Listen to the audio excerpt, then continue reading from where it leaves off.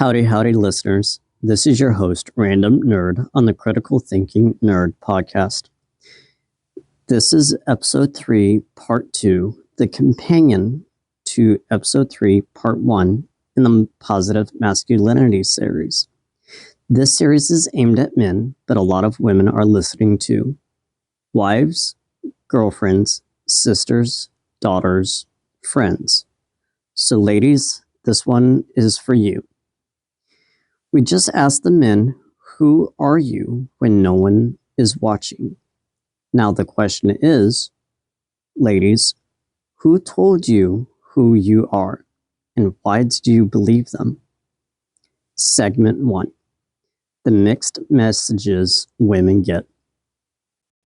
Modern culture bombards women with conflicting scripts.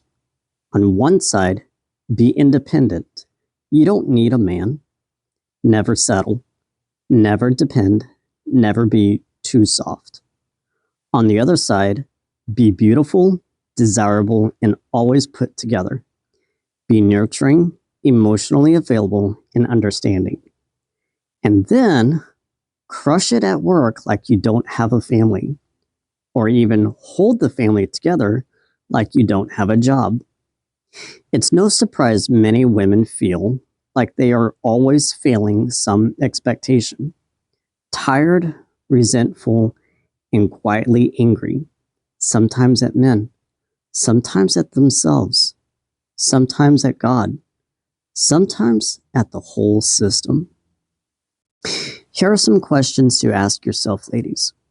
Growing up, what was the loudest message about what it makes a good woman?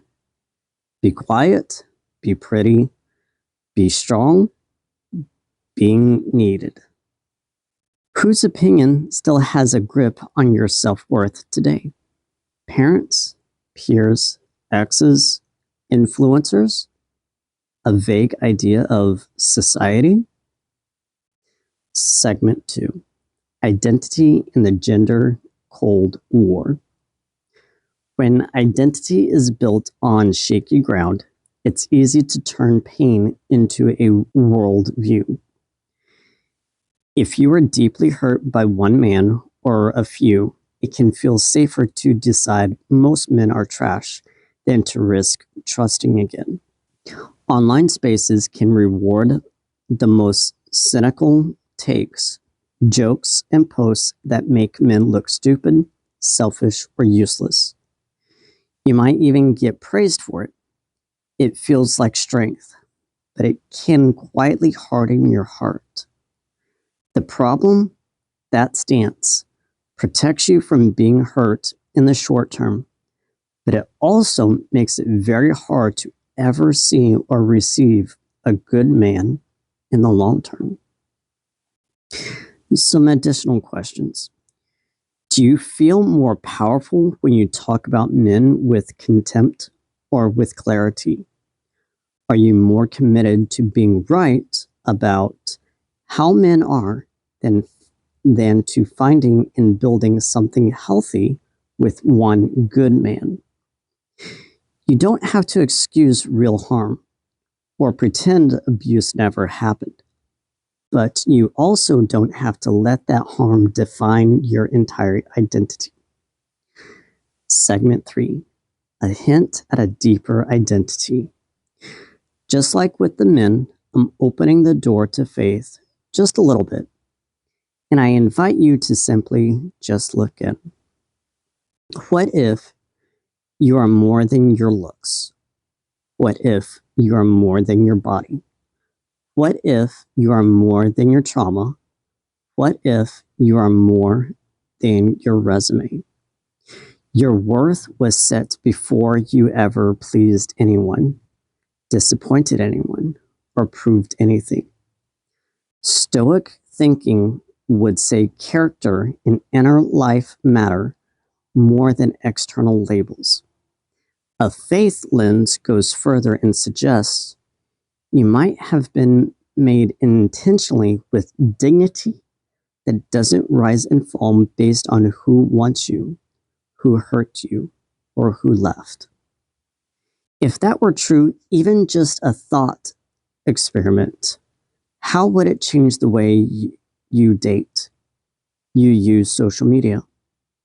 Though, how would it change the way you talk about men when they are not in the room? Again, you don't have to agree on anything.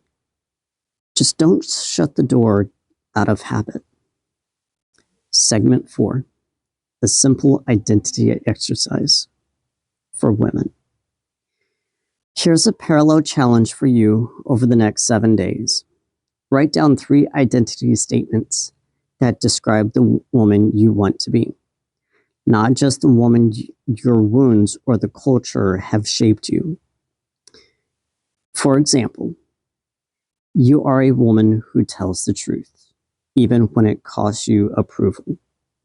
You are a woman who refuses to let past hurt turn into hatred of all men. You are a woman who seeks partnership, not domination or dependence.